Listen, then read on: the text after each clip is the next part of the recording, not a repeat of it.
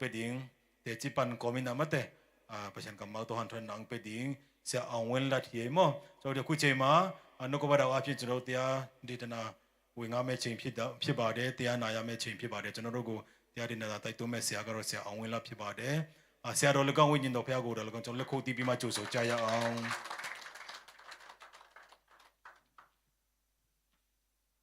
25မိနစ်ပဲပြန်နော်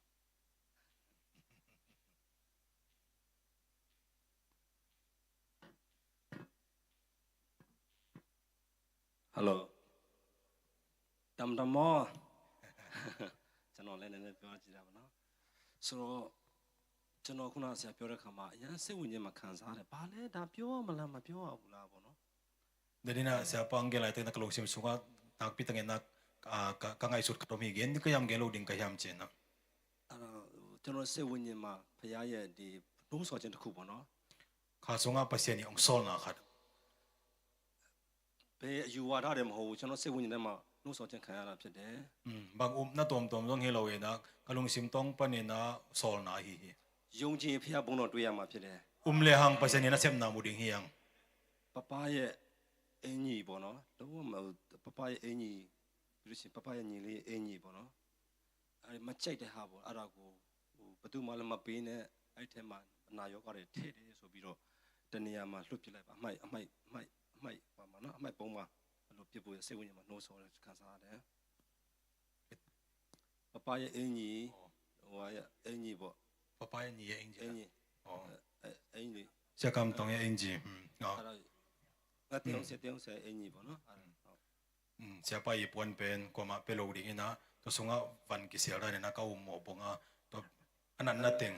kiseli na to pai mo pai kya. နမေလခဏမြင်တွေ့ရမှာဖြစ်တယ်ဟာလေလုယာ Amen. ကျွန်တော်အတင်းတော့မတိုက်တွန်းဘူးဒါပေမဲ့ယုံကြည်တယ်ဆိုရင်လုပ်ပါလို့ပြောနေတယ်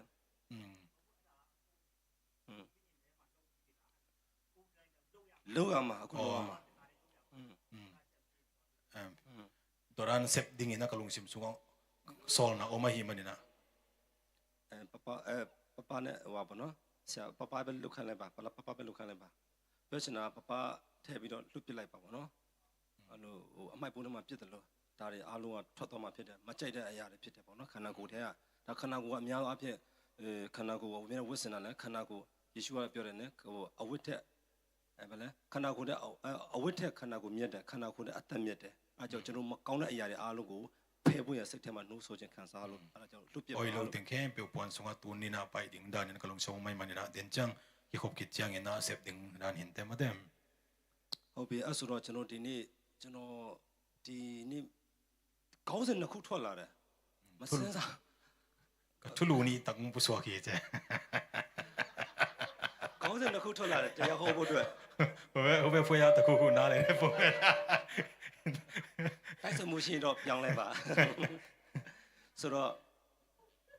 အဲ့တော့ဘာဟောမလဲဘာပြောမလဲဆရာဆွမ်းကလည်းကျွန်တော်25မိနစ်ပေးထားတယ်ဆိုတော့ဘာဟောမလဲဘာပြောမလဲ Wan ka gen tam sia so nin song minit som ni le nga bing pya. ဆိုတော့ပြောတဲ့ဟာတွေကလည်းကျန်းစာနဲ့ကြိုက်ဖို့လည်းလိုတာပေါ့နော်အဲ့ဒါစိတ်စုပဲတောင်းနေတာကျွန်တော်ဟိုမှာတောင်းလဲထားတောင်းလဲထိုင်တောင်းလဲနဲ့စတောင်းနေတာဖြစ်တယ် Again te dong pasien ka mau to ki to ding ula ding zel tu zel thu ka ngen zel hi che. ပထမဖွင့်ပြတဲ့ဟာကိုပဲဖခင်ကဒီနေ့အတူတူကိုဆင်ခြင်ဖို့ရန်ပြောtaဖြစ်တယ် Ama sa pen pasien ong piak pen ma ka gen nom hi. ဟုတ်ပြီအားလုံးချက်စာဖတ်အောင်နော် Ai san do sim ni. ရှမာကုအခန်းကြီး9အငယ်21ကနေ Ma kwalian nga aneu som ni le khat pan.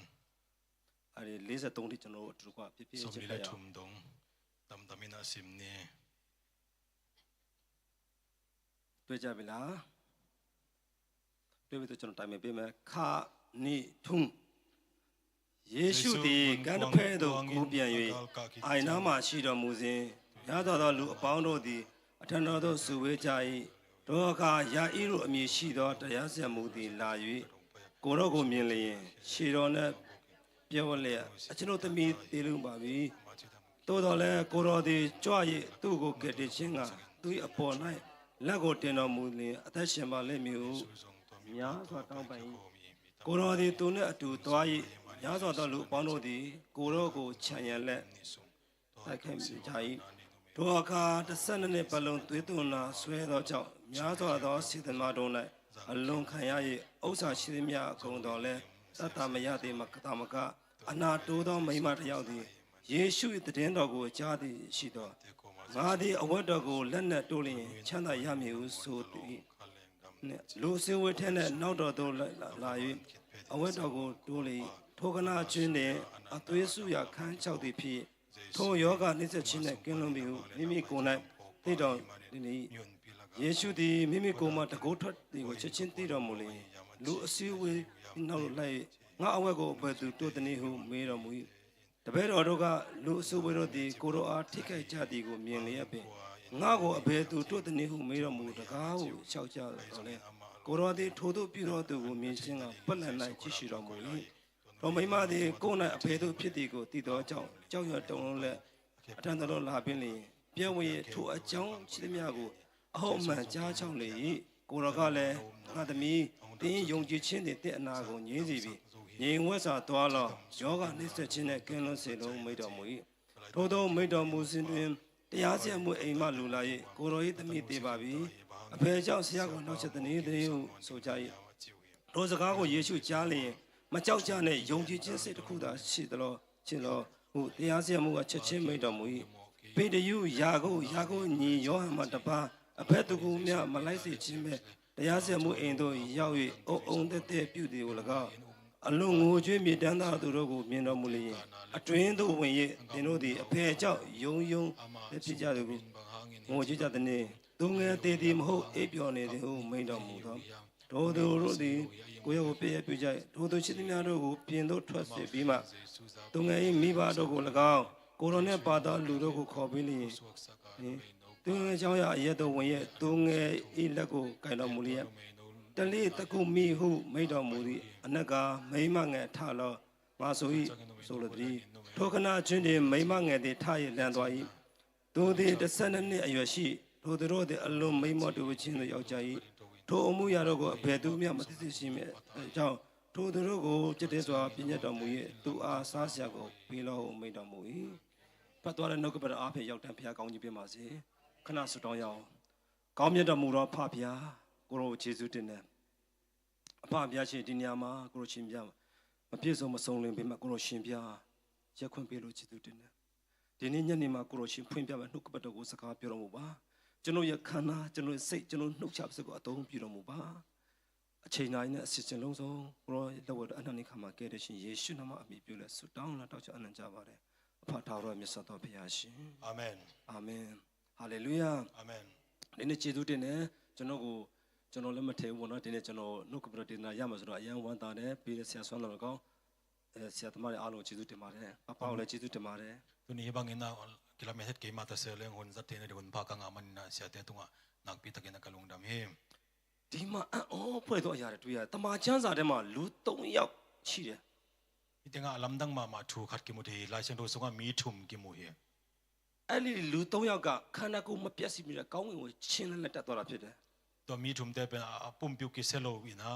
ဝန်တုံအလဲငိုဟေချမ်အဲ့ထဲမှာဒီမှာဆက်စမတွေလည်းတိမလို့ထင်တယ်ဒီဆုံကရဆက်စမတဲ့တော့ထေတက်နီဟာညာဖြစ်မလဲကွာဟိတမော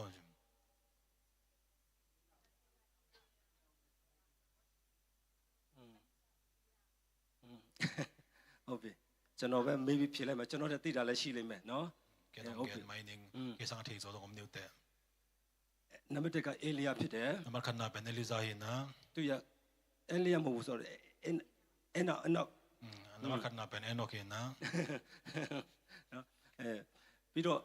မောရှိတယ်အချံမောရှိဒီနေ့သူ့ရဲ့ခန္ဓာကိုမတွေ့ရဘူးပြီးတော့ဗာလဲအေလီယာဖြစ်တယ်ယေရှုနဲ့ဆိုတော့4ယောက်ဖြစ်သွားမယ်နော်ပါစေစုတော်မီလီကဲဟောတေသောသူကိုရှင်မြန်ထမြောက်စေတဲ့ဘုရားကျွန်တော်တို့ရဲ့ကိုယ်ကိုယ်ရဲ့ဘုရားဖြစ်တယ်အစစ်စာမီတဲ့ဟင်းစက်ကီပစီယန်အဘီယာဟီဒီနေ့ကျွန်တော်တို့ရဲ့ကျွန်တော်အားပေးချင်တာအဓိကယုံကြည်ခြင်းဖြစ်တယ်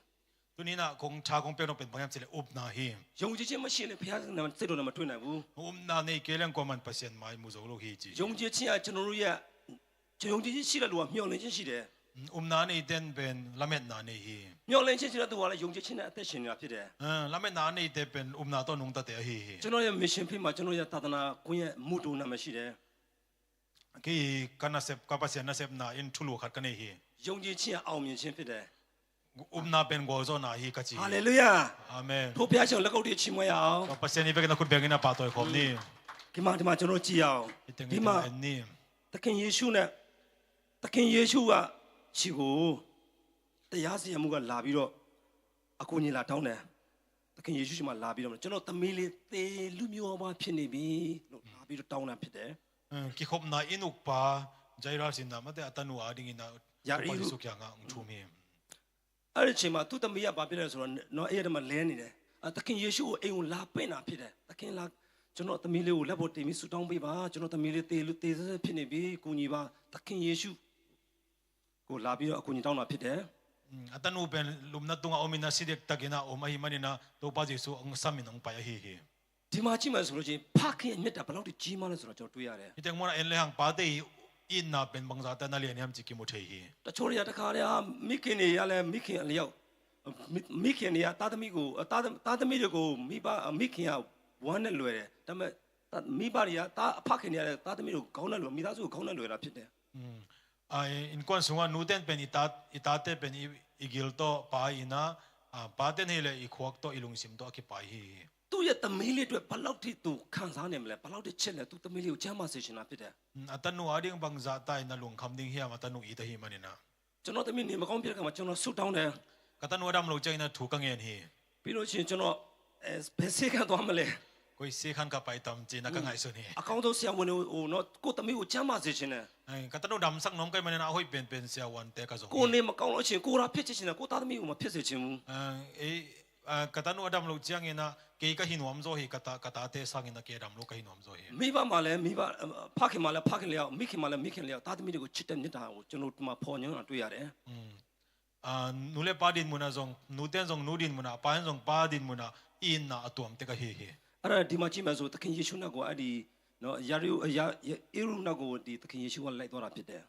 ตัวมันนี่นะตัวนี่นะฮีไจรัสอินงเป็นตัวป้าเจสุนอาจุยฮี အဲ့ဒီမှာလမ်းမှာသူတို့သွားတဲ့ခါမှာယောဂဝေဒနာခံစားတဲ့အမျိုးသမီးတစ်ယောက်12နှစ်လုံးတစ်နှစ်တည်းမို့12နှစ်လုံးခံစားတဲ့ဝေဒนาအမျိုးသမီးတစ်ယောက်ရှိတယ် ตัวลำเปียไปหลายตะกวยนะนี่กุมสองละกุมนี่สุงต้นตรงอดัมโลนุเมขัน တစ်နှစ်တည်းမဟုတ်ဘူး กุมขัดเบคิโล စေသမားတွေလည်းစေကူလာကုန်ပြီပတ်စံလည်းမရှိတော့ဘူးတကယ်ကို กิลักก้อยเสียวันตมเด็กกิลักก้อยนะอดัมโซโลนุเมขัดฮี သူ့ထဲမှာယုံจည်ခြင်းရှိလာတယ် อาสุงะนางมฮี သခင်ယေရှုဖြစ်သွားတာကိုသူတွေ့တယ် ตัวป้าเจสุอินงนอกเปียอีลำมูฮี ငါယေရှုရဲ့အဝတ်ကိုထိတယ်ဆိုလို့ကြမ်းမှမလို့သူ့ထဲမှာယုံကြည်ခြင်းရှိတာဖြစ်တယ် กันตัวป้าเจสุยาปวนมงลองขะเลงตรงดำนี่หิงจินาสุงะ ယုံကြည်ခြင်းဆိုတော့ခွဲလို့မရဘူး นาจิเป็นกิเข็นเทโล ကျော် ฮี တဝက်ယူပါလို့ပေးလို့မရဘူး หินอลังตมน่าลายจิบังกิงอาโลฮี ဆောင်းကတော့သူ့ထဲမှာယုံကြည်ခြင်းရှိလာတာဖြစ်တယ် อาสุงป้านี่นะนาโอมาฮี ယုံကြည်ခြင်းရှိဖို့လည်းဆုတောင်းပါ นาตัวถูงเงินนี่ မဖြစ်နိုင်တော့အရာကိုဖြစ်စေတဲ့ဖခင်ကျွန်တော်ကိုယ်ကိုယ်တဲ့ဖခင်ဖြစ်တယ် အပြင်းထဲလို့သူเป็นအပြင်းสัก6%เป็นอีบยัก%ဟီ ဒီအမျိုးသမီးကယုံကြည်ခြင်းနဲ့သခင်ယေရှုလူတွေကြိတ်တိုးပြီးမှသွားပြီးသခင်ယေရှုအဝတ်ကိုသွားထိုးလိုက်ထိလိုက်တယ် ဟိနုမေနွေနာမိတမ်ပိတအုံလိုက်တက်နငောရီနာတော့ပါယေစုကျန်ကပါယေနာအပွန်မုံတဲ့ဘလုံးဟီ အဲ့ဒီခေတ်ကာလမှာအမျိုးသမီးကအမျိုးသားတွေတိတ်ပြီးရောနှွေးပြီးနေလို့မရဘူး တော့ဟွန်လိုက်တက်เป็นနုမေတဲလေပါဆောက်တဲ့တော်ဒါနီနာကီကောမီနာအုံခုံခခေါ်လို့ဟီ အိန္ဒိယမှာဆိုကျွန်တော်ကြားဘူးလားဇက်နေဇက်မြစ်ဆိုတာရှိတယ်ခွဲခြားမှုတအားအမျိုးသမီးတွေကိုတအားခွဲခြားထားတယ် ကစားငေခတ်ဘငိုင်လေအိန္ဒိယဘငိုင်လေတော်ဒါနီနာမိဟင်ဒင်မွန်ကိတေကာနာကိခင်နာမတဲ့ဇန်နေဇမင်ချီဘန်တေဆုံစငေ ဣသေလတမိုင်းမှာကျွန်တော်အမျိုးသမီးနဲ့ကလေးကိုဆင်းရဲတဲ့မထည့်ဘူး อิสราเอลมีแต่ตั้งถูอาจงนุเมย์และนาวบังเป็น ဆင်းရဲဆုံးက มีจีนาแต่ไม่ได้ใช้ยินสงฆ์กวางโลหีใช่ အဲ့တော့အဲ့ဒီအမျိုးသမီးကသူတနေ့တည်းမဟုတ်နော်12နှစ်လုံးခံစားတဲ့ယောဂဖြစ်နေတာဖြစ်တယ် ตัวนุเมย์นูเป็นนี่คัดเบคิโลโมกุมคัดเบคิโลกุมสองเลยกุมนี่ตากดำ ကျွန် โล တော် หี ရဲ့သာသနာကွင်းမှာလည်းမနာမကျန်တော့အများကြီးရှိတယ်ကျွန်တော်သာသนาကွင်းမှာ อ๋อกันน่ะเสพนามุนาจงดำโลตั้มปีตะกุมหี ဖခင်ရဲ့နမိတ်လက္ခဏာကိုဆူတောင်းခြင်းအပြင်ကျမ်းမာသွားတာလည်းအများကြီးတွေ့ရတယ် ปัสยานี่น่ะเสพนาหางอินะทุกังเงสักจังอินะดำตั้มปีตะกุมหี ယုံကြည်ခြင်းဆိုတာချက်နေတာမဟုတ်ဘူး อ นายจีเป็นคอลโลฮี ယုံကြည်ခြင်းအက်တစ်ဖြစ်နေလှုပ်ရှားနေတယ် นายจีเป็นกำตังฮี ယုံကြည်ခြင်းနဲ့ခြေလန်းလန်းတာဖြစ်တယ် นายจีเป็นกัลซอนนาฮี ဒီအမျိုးသမီးက तू ခန်းစားနေရမယ်တခင်ယေရှုအဝတ်ကိုသွားထိငါချမ်းမမလို့ तू ယုံကြည်တာဖြစ်တယ်ဟာလေလုယာ อาเมนนูไม่รู้เป็นอดัมลูหางนักตัวป้าเยซูปวนวาเลนเขาเรียกดำนิ่งจีนาเนี่ย ဘယ်သူမှမကြည့်တော့ဘူးပြဿနာလူတွေကိုမကြည့်တော့မှတခင်ယေရှုအဝတ်ကိုသွားထိတာဖြစ်တယ် อามันมีเตจงมุนอลุยนะตัวป้าเยซูปวนเป็นวาลงฮี စနေနေ့တော့တွေးတော့ယောဂဆိုတာအနှံ့ကတော်တော်ဆိုးမှာပဲ กุมโซเลกุมนี้สุงต้นตุงสิลวงจีเป็นอากิมนำต้องนำเสมามาดิฮี เนาะအဲ့ကြောင့်ကျွန်တော်တို့တော်တော်လေးတိမ်ငယ်ပြီးတော့မျောလင်းချင်းမဲ့နေတာဖြစ်တယ်သူပေါ်မှာ อลุงเนวินท่านเนมินะอมนูไม่ တနည်းအားဖြင့်ပြောမှဆိုတင်မန်းတွေကိုစောင့်နေတာပဲဖြစ်တော့တယ် กำนังคดีนักเกณฑ์ดีเลยอ่ะสิดิ้งหุ่นอ่างตกิบังฮี ယုံကြည်ခြင်းနဲ့သခင်ယေရှုအဖို့ကိုထိတဲ့အခါမှာ นาตัวป้าเยซูปวนมงอะไรอลองจังอินนะ သူ့ရဲ့သွေးသနာယောဂချက်ချင်းနော်သူတွေခန်းချောက်ပြီးကောင်းသွားတာဖြစ်တယ် สิลวงนั้นน่าเป็นองค์กังอินะองค์ดำเจียวฮี အဲ့ဒီချိန်မှာသခင်ယေရှုငါ့ကိုဘယ်သူထိတာလို့မေးတယ် ตัวไล่ตัวหุ่นเลี้ยนี่นะตัวป้าเยซูกี่กวนองค์ลงในอยู่ยำจีนะดงฮี ပတ်ပတ်လက်ကိုကြည့်တယ် อปังของเอ็นก้อยฮี သူတပည့်တော်ပြောငါ့ကိုဘယ်သူထိတာလဲလို့မေးတယ် อันนุ่งจุยเตกี้กี่กวนองค์ลงข้าในอยู่ยำจีนะดงฮี အာဆရာဒီလောက်လူအများကြီးဘလို့သိမှလဲလို့သူတပည့်တွေကပြန်ပြောတယ် เสียโอ้ฮิตงามีตั้มไปตะกุมฮีคุยจีบังอินะทีจิงก้อยอยู่ยำจี မဟုတ်ငါ့ကိုထိတယ်လို့ရှိတယ် มันกี่องค์ลงข้าอุมุตเต ယုံကြည်ခြင်းနဲ့ထိတဲ့လူကိုရှာနေတာဖြစ်တယ်ဟာလေလုယာ อาเมน ဘုရားကျွန်တော်ကိုချီးကျူးမအောင် นาตัวอลงเป็นอาจงฮี သခင်ယေရှုလိုက်ပတ်ပတ်လက်ကိုကြည့်တဲ့အခါမှာအဲ့အမျိုးသမီးပါကျမပါသခင်ကိုထိတာကျมပါလို့ပြောတာ เรื่องจากนั้นนูเมนุนนางองลงเป็นกี่กะฮีจีนักกิปุลาคี ငါသမီးတင်းယုံကြည်ခြင်းတွေတဲ့အနာကိုငြိမ့်စေပြီးလို့ပြောတာဖြစ်တယ် กัตันนัวนานั้นนางดำสักฮีจีนักเกณฑ์ သခင်ယေရှုကဆုတောင်းပေးလို့သခင်ရဲ့လူတွေကိုတတ်တရုံမလုပ်ပေးဘူးဖခင်တတ်တပဲမဟုတ်ဘူးလုံးဝအပြောင်းဖခင်ကကျမချစ်ပေးတာဖခင်ဖြစ်တယ် ตัวป้าเจสุน่ะมีอดัมสักจังเงินนะอันนู้นตัวดิ้งเป็นอดัมสักลัวอดัมเสียงดีนะอดัมสักฮี ကျွန်တော်သူများချစ်ဆုတောင်းတဲ့အခါမှာကျွန်တော်တတ်တအောင်မဆုတောင်းပေးဘူး เกณฑ์มีกี่งานถูกกันเงินสักจังเงินอดัมดิ้งเป็นถูกกันเงินสักฮี လုံးဝပြောင်းဆုတောင်းပေးတာဖြစ် อ တယ် ดัมเสียงดีนะเงินสักฮี ဟာလေလုယာ อาเมน အဲ့တော့ကျွန်တော်ယုံကြည်ခြင်းလိုအပ်တယ်အသက်တာမှာယုံကြည်ခြင်းမရှိဘူးဆိုဖခင်စိတ်တော်မတွေ့နိုင်ဘူးလို့နော်ဟေပြတ်မှာပြောထားတယ် ตัวมันนากิตังสามียังนาในโลเตปเสียนไม่พามุโซโลฮีจีน่ะเฮบรูไลชันโรสงามุทียัง ကျွန်တော်တခုတက်တည်ခံခြင်းနဲ့ เตจิคาดองปังนัวมิง တနေ့ကျတော့ကျွန်တော်အရင်တော့အိမ်လဲငားနေတာကျွန်တော်ရဲ့မရှိပြီမအိမ်ငားတယ်ဟိုပြောင်းလိုက်ဒီပြောင်းလိုက်နဲ့ကျွန်တော်အဲ့လိုပြောင်းရွှေ့ပြီးနေရတယ် กับเสียนน่ะเซมน่ะสงาอินซับก้อยๆนะกิตวนก้อยๆนะกอมฮี အဲ့ကျွန်တော်စပိန်လေးတစ်စီးနဲ့ကျွန်တော်သွားတယ်အင်္ဂလိပ်သွားတယ် กัดเวเซเบงต่อกุมน่ะถูกเกนดีนะกะฟากะไปหลายตะกินะ တချို့တွေကအခုဒီနေ့ဘာရလဲလို့နှလုံးချက်ကနန်းလာမေးတယ်ကျွန်တော် มีปอลกัดเตนอู๋ตุนีบังงานยามจีน่ะนะลงเชของมอนะลงตรงลงเตองดงฮี ကျွန်တော်အဲ့ဒါတွေမရောက်တော့မဟုတ်ပါဘူးလို့ เกนตัวเตอะซัวคิเกงเอจีน่ะกะเกนฮี နောက်ကကျနောက်တနေရာရက်ွက်ရောက်တော့ဆရာကျွန်တော်ဝက်ကတိတ်အစာမစားဘူးနုအစာမစားဘူးအဲ့ဒါလာချိပေးပါဦးလို့ပြောတယ်လို့ရှိတယ် มึงคัดกะตุนจังอินะเสียโอกะวกินอันเนลอยมันนะเง ကျွန် สัก တော် เกน ဝက်စစ်တော့လို့ထင်ကြတယ် วกเสียวันของกิสาให้ดานี่ตัวแก အဲ့တနေ့ကျကျွန်တော်စပိန်နဲ့သွားတာညောင်းလာပင်နဲ့ပင်မန်းတယ်ပေါ့နော် ครับเวเซเบงตัวก็ไปจงกิมมิงเจ အဲ့တနေ့ကျတော့ကျွန်တော်ထက်မှလည်းယုံကြည်ခြင်းရှိလာတယ် ก็สุงะนาหารงอมฮีจิ ဘယ်သူမှလည်းမပြောဘူး ก็มันจงเกนเกเจ စပိန်ကိုထုတ်တယ် ก็เซเบงกะลักยาฮี တော့နဲ့နှိုးတယ် อะตอนหง ပြီးလို့ရှိရင်ကျွန်တော်ကိုွေတယ် ก็กุยฮี ပြီးစပိန်နေတယ် เซเบงตวงซิก အဲ့ဒါနဲ့ဟိုကျွန်တော်ဘဲရလည်းမရှိဘူးဘဲပေါ့ อะฮอนอมลงว่าเซเบงตวงอะกิลิงงองกิลิงอมลง လူတွေ့လို့ရှိရင်အဲ့လိုလုပ်တယ် มีกะมูจังกะเจเจ အဲ့လိုမျိုးလည်းကျွန်တော်စပိန်စီးတယ်အဲ့ဒါကိုကျွန်တော်အဲ့ဒါကိုဆိုင်းကလို့ကျွန်တော်စနူးတာဖြစ်တယ်တနေ့ကျတော့ นี่ค่ะเซเบงยังนะไซน์เกรานะนาตัวกะฮี ကျွန်တော်ဆိုင်ကလို့မောင်းနေတာကျွန်တော် ไซน์เกรานะกะฮอลก็ ဆိုင်ကမောင်းတဲ့ပုံစံမျိုးမောင်းတယ် ไซน์เกรานี่นะกะฮอลี ဆိုင်ကရက်တယ်လို့ရက်တယ် ไซน์เกขอดานี่นะกะฮอลี တော့ပိတ်တယ် ก็เซตกะขาคี ကျွန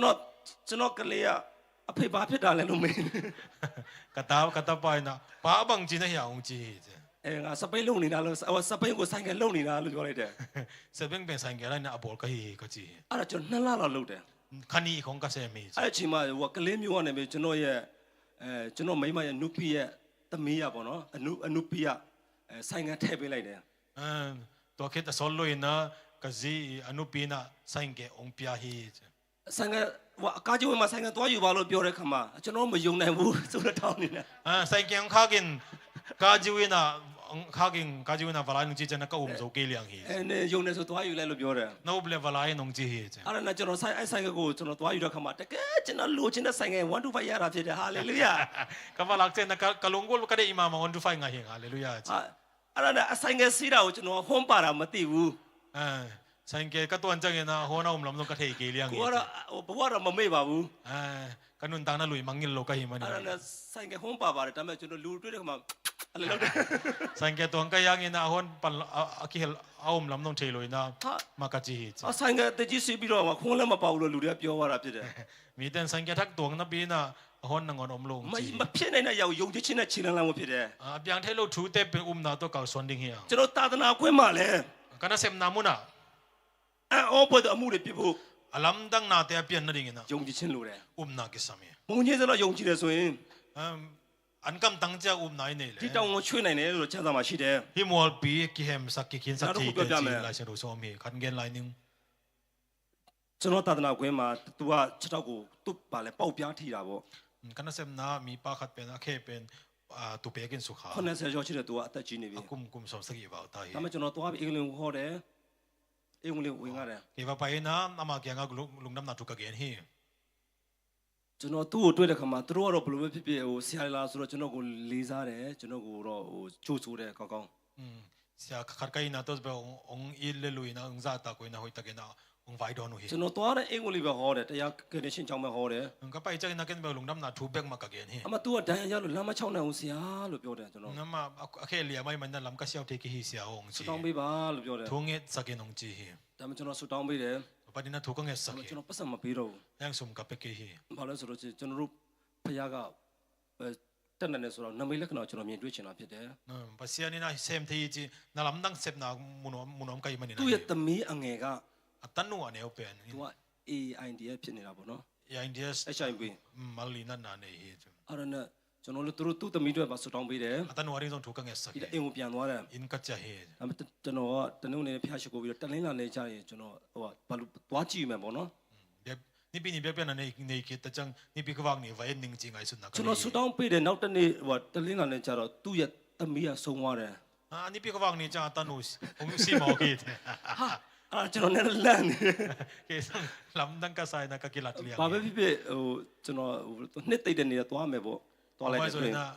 ai nem ning da ina ka pai hi che အဲ့ဒါနဲ့အဲ့ဒီအိမ်ပေါ်တက်တာနဲ့အဲ့အဖိုးအဲ့ဒီချက်တော့ဒဏ်ရာရတဲ့အဖိုးကကျွန်တော်ထိုင်ပြီးကြော့တာလို့လား in dung ka tul le to akhe ana ma putek pe ni na ong bek e liang hi che mo ka ma yang kun ဘွာအဖမလုံးနဲ့ကျွန်တော်မကြော့နဲ့ကြော့မလို့ဆရာပညာကိုအရင်လေးစားတယ်လို့ပြောတယ် ai po ong kun ken ka chile hi hi siao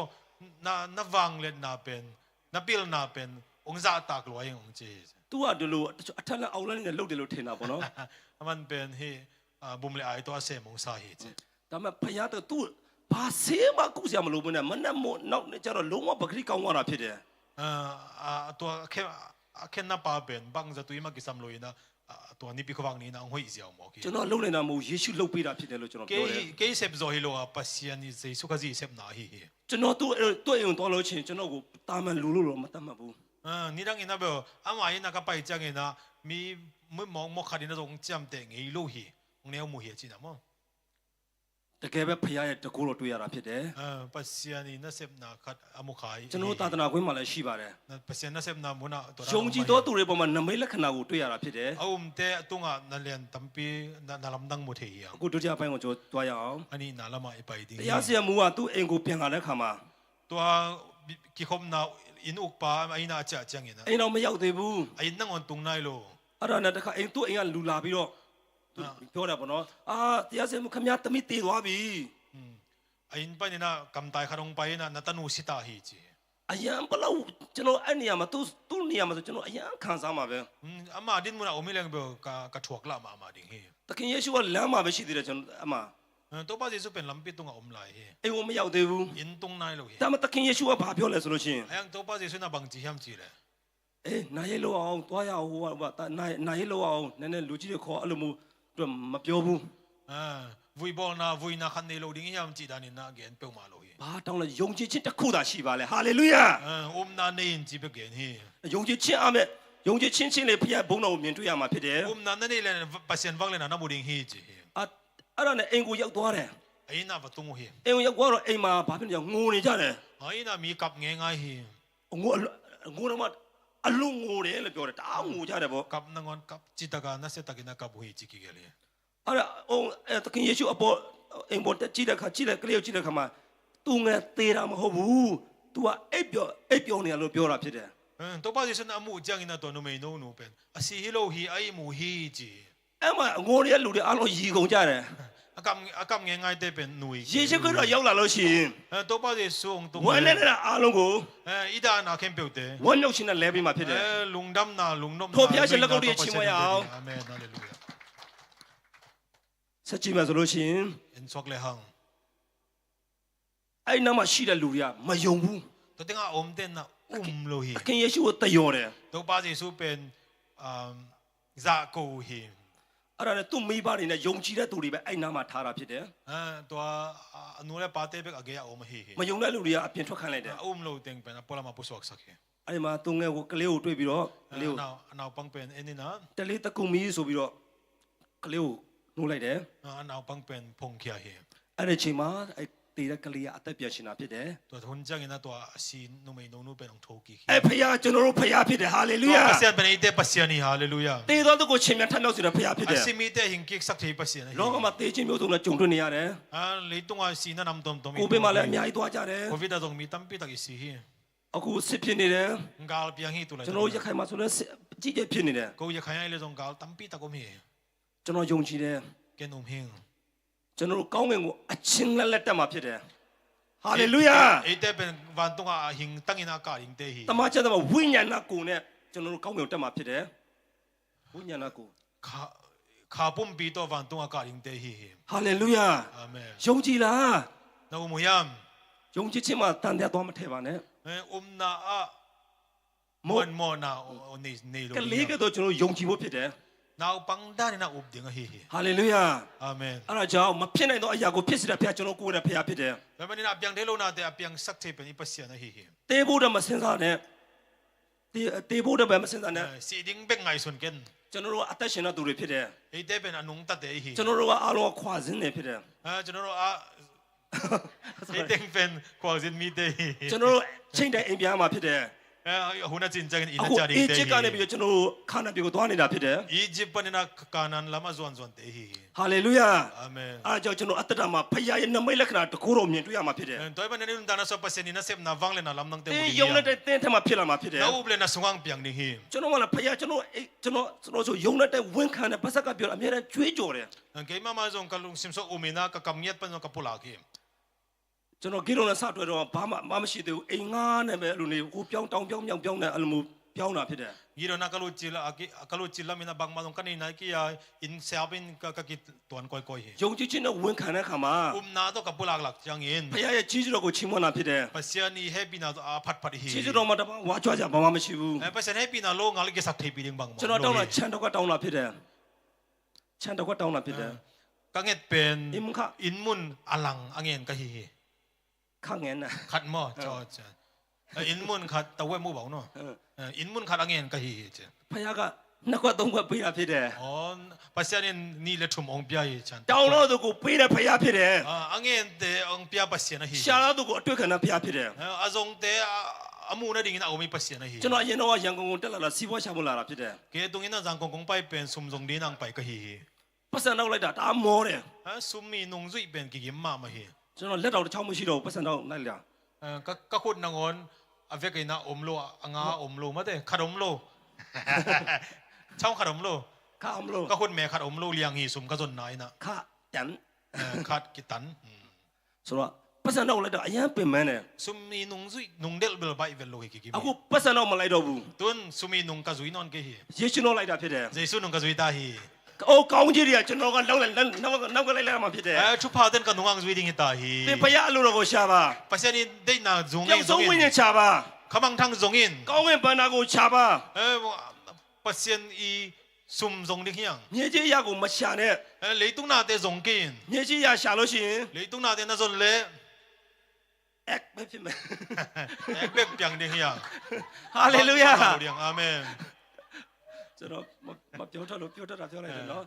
kakamang swak pen kagen wat jawi man nang teu sia mon che ဟာလေလုယာ amen အဲ့ဒါကြောင့်ကျွန်တော်တို့ဖခင်ရဲ့ဘုန်းတော်ကိုတွေ့ရမယ် pasien ni wang le nai mo ယုံကြည်တစ်ခုလာရှိပါ na bek ni တမှုရဲ့ယုံကြည်ခြင်းကတမှု oh hi ငါကဘူး gakamang pai na yin သူ့ရဲ့တပည့်ရဲ့ဆုတောင်းပေးတာဖြစ်တယ် ama i anau tang pa thu anget sakahi ဆုတောင်းပေးရေသခင်ယေရှုရဲ့စကားတစ်ခုမှသွားတောင်းတာဖြစ်တယ် to ba jesu kyanga nakamal khat to thu pe len chin chi သခင်ယေရှုပြောတဲ့စကားအဖြစ်ကျွန်တော်တပည့်ကျမ်းမာမယ်လို့သူယုံကြည်တာဖြစ်တယ် nakam to thu pe len chin amuna dong pai ku ke thu pe len chin kan na sem pa dam ding hi chi ဖခင်စကားကိုကြားတဲ့အခါမှာလုံးဝကျမ်းမာခြင်းရတာဖြစ်တယ်ဟာလေလုယာ to pa i jesu khazi akamala zak chena dam hi နောက်ပြီးတော့ကျမ်းစာထဲမှာလူ၄ယောက်ရဲ့ယုံကြည်ခြင်းအဖြစ် laisen do sunga mili te na လက်ချေတဲ့သူကိုကျမ်းမာခြင်းရတာဖြစ်တယ်လက်ချေတဲ့သူကကျမ်းမာတယ်ဘာလဲလေဖြတ်ပါ လေဖြက်ဝေဒနာခံကောပေါပေါဆောင်ဟဲကိုဇောခဲဇောတဲ့ဒမ်စခဲတဲ့ကောပေါဟာဆုံးလက်မွန်လတိုင်းကြ ကျွန်တော်လည်းတခါလေရှင်းလို့ရောလိုက်ပါလဲဆိုတော့ဆရာလည်းဆိုတော့ယုံကြည်ခြင်းပဲဖြစ်တယ်ဟာလေလုယာ နာဘက်ကဟီဟာလေလုယာ ဒီကိုလာဖို့လဲကျွန်တော်ယုံကြည်ခြင်းရှိတာဖြစ်တယ် တင်ကအိပိုင်ဒီဆိုနာဘက်မှာမဆိုနေဟီ ကျွန်တော်ဘုရားရှင်မပြောမယ် ကန်ပတ်စင်ကျန်ကဂန်နင်း ဆူတောင်းတာလည်းကြာပြီ ဆူတောင်းတာ ဆူတောင်းတာလည်းကြာပြီဗောနော် ကထုငယ်ကြုံစောတာဟီ USA တူစာမှာ USA ထောစာ ဆရာပေါက်ခဲတဲ့တော့မှာ စပေါခိုင်အတင်းတော့ပေါ်ပီယာ ကျွန်တော်တရားဟောမှာဖြစ်တယ် ကျွန်တော်အဲ့ဒါထောစာမှာစပေါခိုင်မဟုတ်ဘူးနော်စပေါခိုင်တော့အတင်းတော့ထောစာမှာမဟုတ်ဘူး ဟုတ်လား အဲ့ဒါတိကျမတိသေးလို့မတော်ရသေးတာ Louisville စပေါခိုင်က Louisville မှာနော် ဟုတ်လားဟုတ်ပြီအဲ့ဒါတော့ကျွန်တော်အမှတရားဟောမယ်ကျွန်တော်ယူပါယူမှာလားတွေ့တယ် အဲ့ဒါမတိသေးလို့နည်းနည်းစခိုင်တုံဆိုရင်တော့ထောစာမှာဟုတ်တယ် ဆိုတော့ဘောယုံကြည်ခြင်းရှိတယ်၆ပြောနေတာမဟုတ်ဘူး နာနေဟင်မော့ကန်ကန်ဟီလိုဟီ ပြောတော့ကိုတာဝန်ယူတဲ့ဖခင်ကျွန်တော်ကိုယ်ရဖခင်ဖြစ်တယ်ဟာလေလုယာ kakama pa na po sokte pen tawan alai pasien ka pasien ကျွန်တော်အခုကားလဲတောင်းတယ် kentun mo to zong ngen ဖခင်ကြောင့်လဲတောင်းတယ် biakin zong ngen အခု foundation ပြီးသွားပြီ tun foundation man ta yang 150ကျော်ကုန်တယ် ting zale som nga va be ဘသူ့ချိန်မှာအကူညီမတောင်းဘူး ko ma kenga hu na ngen keng ဖခင်ရှိမှပဲတောင်းတာဖြစ်တယ် pasien ken be ka ngen hi လိုအပ်တဲ့ကိုထောက်ပံ့ပေးတဲ့ဖခင် ka kisabang ba ong piai pasien hi ကျွန်တော်ပတ်စံမတောင်းတော့ဘူး ken sum ngen no lo ဖခင်ရှိမှပျောက်ဆုံးဝိညာဉ်မှာတောင်းတယ် pasien kenga amang tang ka be ka ngen hi ဒီမှာတောင်းတဲ့ခါမှာဒီမှာရောက်လာတဲ့ခါမှာ hit ဒီကိုရောက်လာတဲ့ခါမှာကျွန်တော်တောင်းတဲ့ခါဒီမှာရောက်လာခဲ့တောင်းတယ်ကိုတော့ဒီမလေးရှားရောက်လာတဲ့ခါမှာဘယ်မှာသွားဟောမှာလူလည်းမတွေ့ပါလားလို့ကျွန်တော်ကြည့်တယ်မလေးရှားရောက်လာတဲ့ခါမှာကျွန်တော်ဘသူဟောမှာလဲကျွန်တော်ဟောချင်တဲ့လူတွေပမာလဲ hit teng kong tun chang ina mi kenga ka gen ding thu pen ko ko kyang gen kayam che kalong hi mo ke hi ကျွန်တော်အနားမှာကိုညီလေးတယောက်ကိုကျွန်တော်မမျော်လင့်မနဲ့သူ့ကိုဖခင်ပို့ဆောင်ခြင်းအပြင်သူ့ကိုဝေငှတာဖြစ်တယ်သူလည်းမကြခင်မှာဖခင်သားပြခံယူတော့မှာဖြစ်တယ်ဟာလေလုယာ pasien ni thu pa to ya in isang kampa mo to ya pasal khat pen to pangom lian ina to pen pasien dei nai dingi ama to solo ina pasien unggup kyan na lungnam na thu ng sang ding hi 17နိုင်မှာတယောက်ရှိသေးတယ် som le khara jong kharom lai ဟာလေလုယာ amen ဖခင်ကဆာငှတဲ့သူကိုပို့မှာဖြစ်တယ် pasien in pen alunggul te lungsim lungtang anang sem ding hi ကျွန်တော်တို့ရှာရမှာပျောက်ဆုံးဝိညာဉ်ဖြစ်တယ် eiten izon di pen khamang thang hi ဖခင်ကခန္ဓာမရှိဘူး pasien in hi leitung pumpi nei lo hi taksa ဝိညာဉ်ဖခင်ဖြစ်တယ်နာဝိညာဉ်ဖခင်ဖြစ်တယ် kha pumpi hi ကျွန်တော်တို့ကိုသုံးချင်တဲ့ခန္ဓာကိုယ်ရှိကျွန်တော်တို့သုံးပြုချင်တာဖြစ်တယ် hi taksa pumpi nei eite pen pasien in ongjang nom hi ဟာလေလုယာ amen အဲ့ဒါကြောင့်ကျွန်တော်အသက်တာကိုဆက်ကရအောင် leban na inun ta na te pasien kya kiap ding hiang ဖခင်ကိုကြီးစုတင်အောင် pasien to lungdam ko ding hiang ပညာတတ်တဲ့ကျမ်းသာကြောင့်တက်တဲ့တောက်ထားတဲ့ပညာတတ်တဲ့အများကြီးရှိပါတယ်မြန်မာပြည်မှာ igama pinana nei mi tam pitakum hi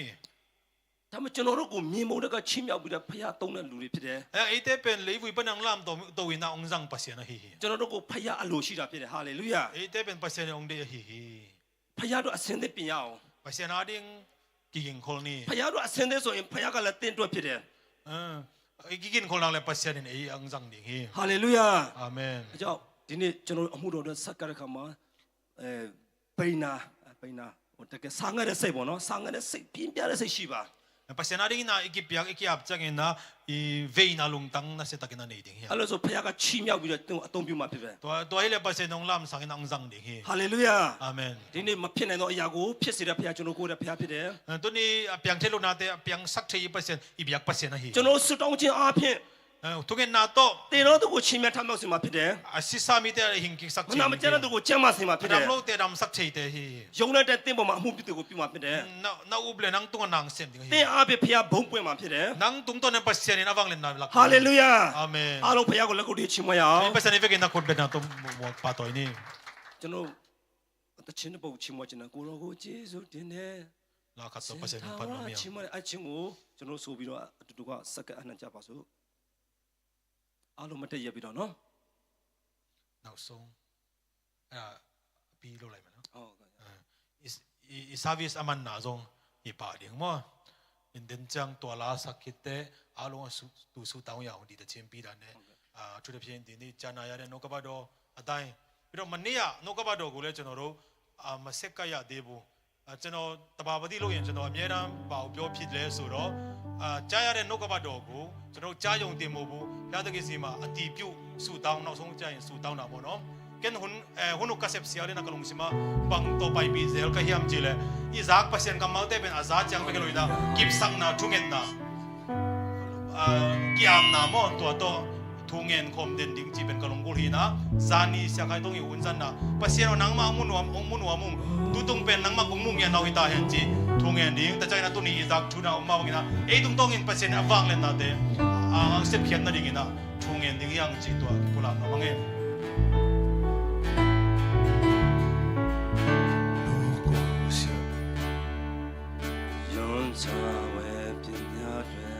特别